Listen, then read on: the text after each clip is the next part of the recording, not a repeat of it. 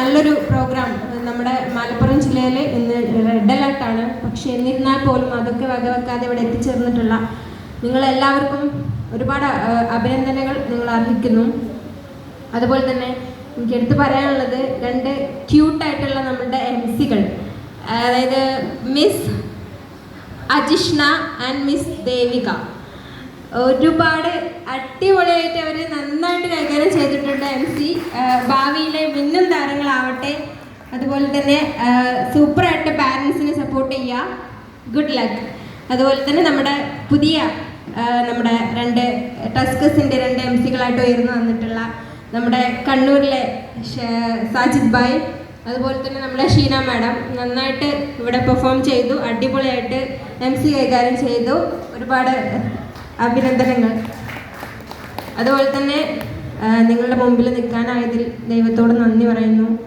ഞങ്ങളുടെ മെൻഡറെ ഇവിടെ മെൻഷൻ ചെയ്യാതെ പോകാൻ ഞങ്ങൾക്ക് സാധിക്കില്ല. ഈ ഒരു മഹത്തായ അവസരം ഞങ്ങളിലേക്ക് എത്തിച്ചു തന്ന ദൈവം നിയോഗിച്ച ആ മനുഷ്യൻ ഷുഐബ് സർ, ഒരുപാട് നന്ദിയുണ്ട് ഞങ്ങളുടെ ലൈഫിലേക്ക് ഇങ്ങനൊരു അവസരം എത്തിച്ചു നൽകിയതിന്.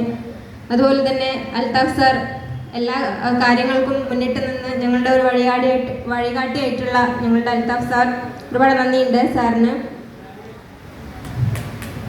ബിന്ദു കൃഷ്ണയിൽ നിന്ന് തുടങ്ങി ഇപ്പോൾ ടസ്കേഴ്സ് ഓഫ് ട്രില്യനേഴ്സ് എന്ന് പറയുന്നിട്ടുള്ള ഒരു വലിയ നീണ്ട ഒരു മഹാ ഓർഗനൈസേഷനായിട്ട് വളർന്നുകൊണ്ടിരിക്കുന്ന നിങ്ങൾക്ക് എല്ലാവർക്കും ഒരുപാട് നന്ദിയുണ്ട്. അതുപോലെ തന്നെ എനിക്ക് പറയാനുള്ളത്, വെരി കോസി അറ്റ്മോസ്ഫിയർ ആണ് പുറത്തല്ലേ. നല്ല മഴയാണ്, നല്ല തണുപ്പാണ് അല്ലേ. നമുക്ക് വീട്ടിൽ നല്ല മൂടി പൊതിച്ച് കിടന്നുറങ്ങാൻ പറ്റിയ സമയമാണല്ലേ. പക്ഷേ നമ്മളിവിടെ വന്നിട്ടുള്ളത് നിങ്ങളുടെ ഉള്ളിൽ ഒരു ബേണിംഗ് ഡിസയർ ഉണ്ടായതുകൊണ്ടാണ് അല്ലേ. ഒരു തീ ഉണ്ടായതുകൊണ്ടാണ്. അതിനെ ആളി കത്തിക്കേണ്ടുന്ന ഒരു ജോലി മാത്രമേ നമ്മൾ ചെയ്യേണ്ടതുള്ളൂ. അതിന് വേണ്ടിയിട്ടുള്ള കോപ്പ് കൂട്ടാൻ വേണ്ടിയിട്ടാണ് നമ്മളിവിടെ എത്തിച്ചേർന്നിട്ടുള്ളത്. തൃശ്ശൂരിൽ നിന്നും കണ്ണൂരിൽ നിന്നും കോഴിക്കോട്ടിൻ്റെ പല ഭാഗങ്ങളിൽ നിന്നും കൊണ്ടോട്ടിൽ നിന്നൊക്കെ ചെറുമുക്കിൽ നിന്ന് അങ്ങനെ ഒരുപാട് പല ഭാഗങ്ങളിൽ നിന്നും ഇവിടെ എത്തിച്ചേർന്നിട്ടുള്ള എല്ലാവർക്കും ഒരുപാട് നന്ദിയുണ്ട്. NTCയെ കുറിച്ച് പറയുകയാണെന്നുണ്ടെങ്കിൽ നിങ്ങൾ മുമ്പിൽ ഇപ്പോൾ ഇങ്ങനെ വന്ന് നിൽക്കുന്ന സമയത്ത് സാർ ഇപ്പോൾ ഒരുപാട് സംസാരിച്ചു, ഇവിടെ പ്ലാൻ പ്രസൻറ്റേഷൻ ചെയ്തു. അപ്പോൾ ഈ ഒരു ബിസിനസ്സിൽ ഈ ഒരു അവസരത്തിൽ ഒരുപാട് കാര്യങ്ങൾ നമുക്ക് ചെയ്യാനുണ്ട്, അല്ലെങ്കിൽ നമുക്ക് ഒരുപാട് ലഭിക്കാനുണ്ട് അല്ലേ. വലിയ ജീവിതമുണ്ട്. ഇതിൽ നമ്മൾ ആഗ്രഹിച്ച സ്വപ്നങ്ങളൊക്കെ നേടിയെടുക്കാൻ നമുക്ക് സാധിക്കും അല്ലേ. പക്ഷെ എങ്ങനെ സാധിക്കും? യെസ്, അവിടെയാണ് നമ്മൾ ഇനി ചിന്തിക്കേണ്ടിയിരിക്കുന്നത്. നമ്മൾ ഈ എല്ലാ ചാലഞ്ചുകളും ഫേസ് ചെയ്യാൻ വേണ്ടി റെഡിയാണോ? നിങ്ങൾ റെഡിയാണോ? യെസ്. അതായത് ചാലഞ്ച് ദ ചാലഞ്ചസ്, അതാണ് എനിക്ക് പറയാനുള്ളത്. എന്തൊക്കെയാണോ നിങ്ങൾക്ക് വെല്ലുവിളികൾ ഉള്ളത്, ആ വെല്ലുവിളികളെ എല്ലാം നിങ്ങൾ അങ്ങോട്ട് തിരിച്ച് വെല്ലുവിളിക്കുക. നിങ്ങൾക്ക് ഇതുപോലെ NTC ആയിട്ടും CTC ആയിട്ടും ITC ആയിട്ടും ഒക്കെ എത്താൻ നിങ്ങൾക്ക് സാധിക്കും. അതാണ് അതിനുള്ള വഴി എന്ന് പറയുന്നത്. ചലഞ്ചുകളെ ചലഞ്ച് ചെയ്യുക, ചലഞ്ചുകളെ പൂർണ്ണമായിട്ട് ഫേസ് ചെയ്യുക. എന്താണ് ചലഞ്ചുകൾ? എന്താണ് നമുക്ക് ഉണ്ടാകുന്ന ചലഞ്ചുകൾ? ശരിക്കും ഒരു ബിസിനസ് ഏറ്റെടുക്കുന്ന സമയത്തായിരിക്കും നമുക്ക് ഒരുപാട് കടങ്ങൾ ഉണ്ടാവും അല്ലേ, അനാരോഗ്യങ്ങൾ ഉണ്ടാവാം അല്ലേ, വീട്ടിൽ നിന്നുള്ള തടസ്സങ്ങൾ, പ്രതിസന്ധികൾ, ബുദ്ധിമുട്ടുകൾ, കുട്ടികൾ ഒറ്റക്കാണ്, ഭാര്യ ഒറ്റക്കാണ്, ഭർത്താവ് ഒറ്റക്കാണ് അല്ലേ. അതിനൊക്കെ ഫേസ് ചെയ്യാൻ നിങ്ങൾ ഒരുക്കമുണ്ടോ? യെസ്. എന്നാൽ നിങ്ങൾക്കുള്ളതാണ് ശരിക്കും ഈ ഒരു ബിസിനസ് എന്ന് പറയുന്നത്. അല്ല, ഇതിനൊന്നും എനിക്ക് ഒരുക്കമില്ല എന്നുണ്ടെങ്കിൽ നിങ്ങൾ ഇപ്പം തന്നെ നിങ്ങൾക്ക് ഈ ഹോള് വിട്ട് പോവാം.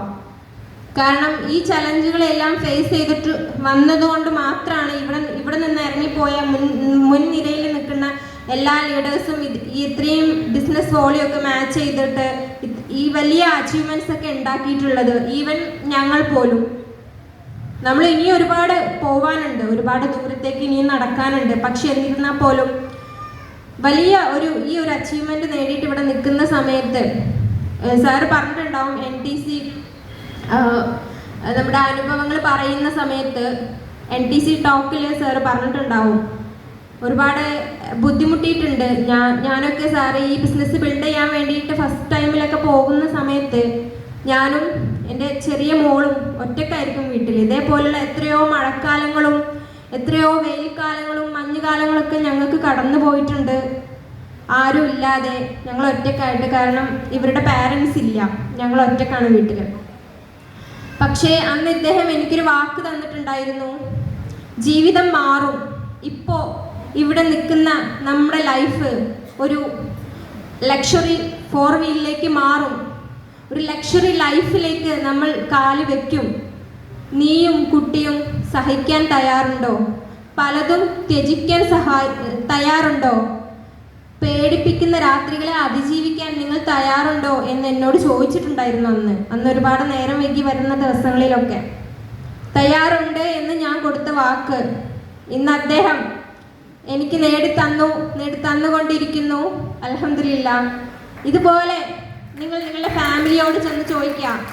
ഇന്ന് ഈ ഹാളിൽ നിന്ന് പുറത്തിറങ്ങുമ്പോൾ ഒരുപക്ഷെ നിങ്ങൾക്ക് പോവാൻ ബസ് കിട്ടിയെന്ന് വരില്ല, അല്ലാന്നുണ്ടെങ്കിൽ നിങ്ങൾ വന്ന വാഹനത്തിൽ കാറിൽ വന്നവരും ഉണ്ടാവാം.